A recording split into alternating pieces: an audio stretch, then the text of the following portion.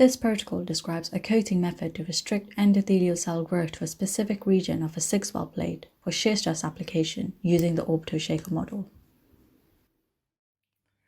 A common way to study effects of flow on endothelium is to culture endothelial cells in multi-well culture plates on an orbital shaker. The orbital shaker induces a wave that rotates around the well. Cells at the center of the well experience the kind of flows that are thought to lead to atherosclerosis.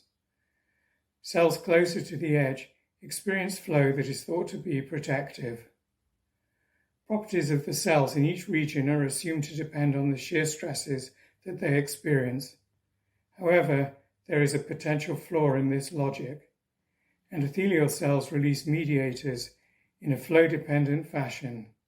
These mediators will reach a uniform concentration in the swelling medium and will therefore affect cells in regions other than the one where they were released.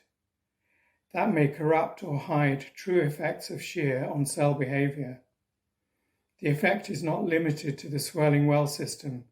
It may occur even in simple models like the parallel plate flow chamber. It can be avoided by growing cells in only one part of the system.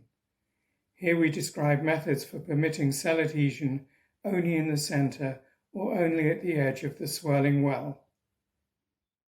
Fabrication of stainless steel module. Fabricate the stainless steel module from a grade 316 stainless steel according to the engineering drawing provided.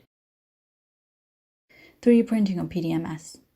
Prepare a 3D CAD model of PDMS mold using SolidWorks according to the engineering drawing provided.